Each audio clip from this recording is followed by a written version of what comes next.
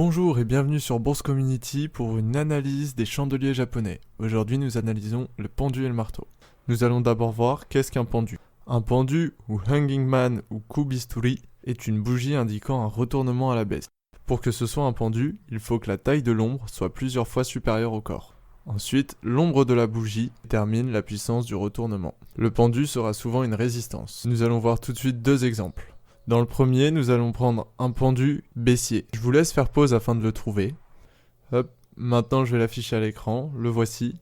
Donc nous pouvons voir que la tendance est à la hausse et après ce pendu baissier, que la tendance part à la baisse. Nous allons voir le deuxième exemple, cette fois-ci un peu plus compliqué. Donc c'est un pendu haussier. Je vous laisse mettre pause pour le trouver. Voilà, je l'affiche. Nous pouvons voir que la tendance est à la hausse avant le pendu et qu'après, il y a une petite correction à la baisse. Maintenant, nous allons passer au marteau. Qu'est-ce que le marteau ? Le marteau indique un retournement à la hausse. Sa taille d'ombre, comme pour le pendu, doit faire plusieurs fois son corps. La puissance d'un marteau est déterminée par son ombre. Et le marteau, c'est très souvent un support. On va voir tout de suite deux exemples encore une fois. Donc je vous laisse mettre pause pour les trouver. Hop, moi je les affiche ici, j'en ai deux du coup. On voit bien que la tendance avant les deux marteaux est à la baisse et ensuite elle est à la hausse.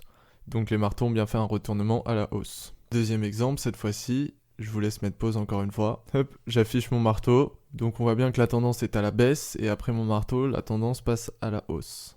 Il y a donc bien un retournement de tendance. On va faire un petit rappel de comment les trader. Il faut toujours analyser la tendance, prendre même les marteaux dans des marchés à tendance. Il faut identifier les niveaux de résistance et de support clé, c'est super important pour fonctionner avec les bougies. Il faut attendre la séance suivante pour la confirmation, donc du pendu ou du marteau, il faut attendre la bougie d'après, afin de valider l'indication de retournement. Et pour finir, ne pas trader qu'avec les bougies. Cet indicateur doit représenter 25% maximum une prise de position. Voilà, aujourd'hui nous avons vu ce qu'est un marteau et un pendu, et comment les trader. Je vous remercie de m'avoir écouté jusqu'au bout, c'était Bourse Community. À bientôt!